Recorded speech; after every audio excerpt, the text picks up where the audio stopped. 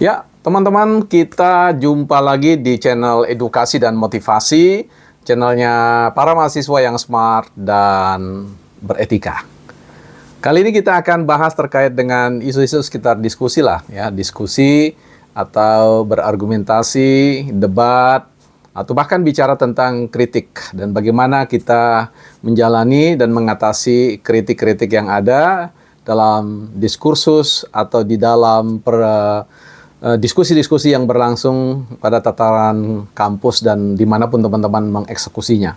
Nah, teman-teman, kita mau berbicara hal ini menjadi penting karena apa? Memang salah satu tugas para ilmuwan itu melakukan semacam satu diskusi hingga satu perdebatan.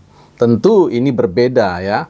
Diskusi dan perdebatan kaum intelek ya, atau orang-orang yang berpendidikan, orang-orang yang memproses diri menjadi pribadi-pribadi yang smart dan beretika di dalam berdiskusi atau berargumen, itu menjadi hal yang penting untuk diperhatikan.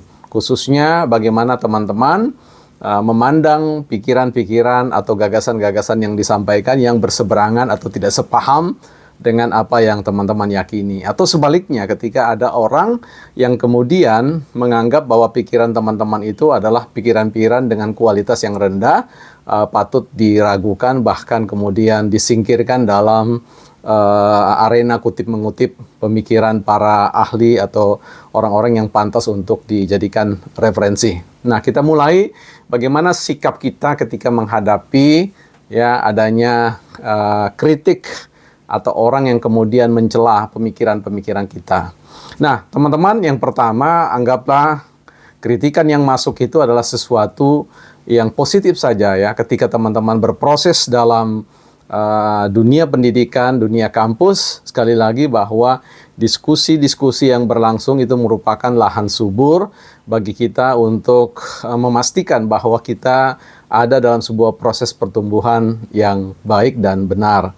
Nah, tentu kehadiran antitesis ketika teman-teman menyampaikan pikiran-pikiran, gagasan sebagai sebuah tesis, tentu akan ada yang namanya antitesis.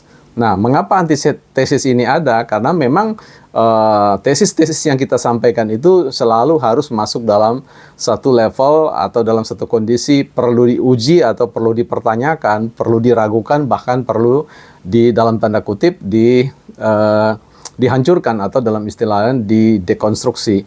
Nah, jadi ini penting sekali lah teman-teman untuk menganggap hal-hal demikian biasa. Sekalipun juga ada kritikan-kritikan yang bahkan tidak pada tataran ide atau tataran konsep atau gagasan, bahkan masuk ke wilayah personal, wilayah psikis, wilayah perasaan yang mengganggu emosi teman-teman. Bagaimana kemudian teman-teman bersikap? Ya sekali lagi santai saja, karena itu bukan menyangkut persoalan diri Anda, tetapi menyangkut tentang orang yang mengkritik Anda yang kemudian tidak mampu menahan diri, tidak punya batasan, tidak bisa merem diri untuk tidak masuk pada wilayah perdebatan-perdebatan yang pada akhirnya menghilangkan citra smart kita atau diskusi yang beretika. Jadi teman-teman just relax ya, santai saja, itu persoalannya ada pada mereka. Sepanjang teman-teman mampu untuk mengelola emosi dan perasaan teman-teman untuk tidak merasa sedang disakiti, merasa sedang dipersoalkan secara personal, ya saya kira semuanya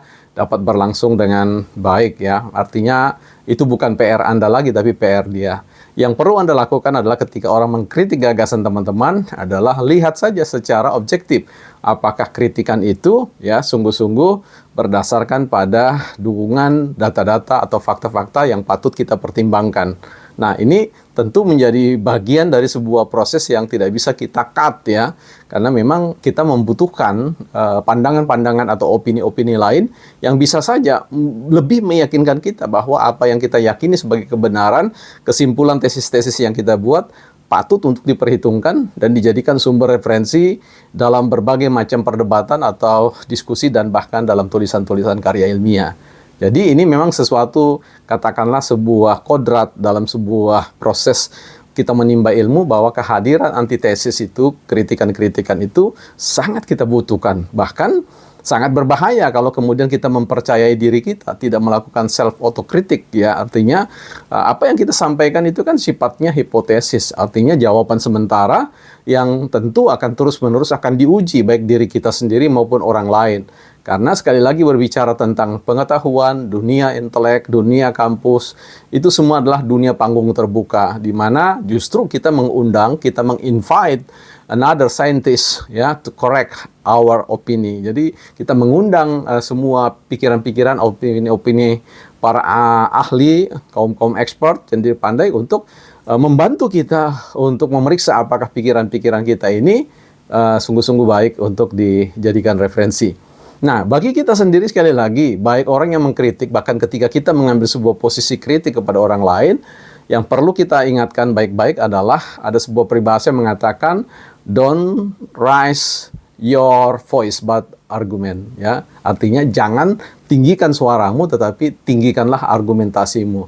Nah, ketika kita berbicara tentang suara, itu kan berbicara pada konteks emosi, ya. Diskusi dengan emosi yang tidak berdasarkan pada basis data, fakta atau apapun itu yang berkaitan dengan mengarah kepada diskursus deliberatif, diskusi yang penuh pengajuan-pengajuan aspek rasionalitas, itu tentunya sekali lagi teman-teman, jadi kalau ada diskusi-diskusi yang tidak mendasarkan pada konteks rasionalitas dan hanya pada konteks emosi, ya itu persoalan serius yang harus dibenahi oleh setiap mahasiswa atau siapapun yang ingin masuk dalam satu diskursus, ya, persoalan itu. Diskusi, debat, kritik adalah menjadi satu bagian, satu paket yang tidak pernah bercerai satu dengan yang lain.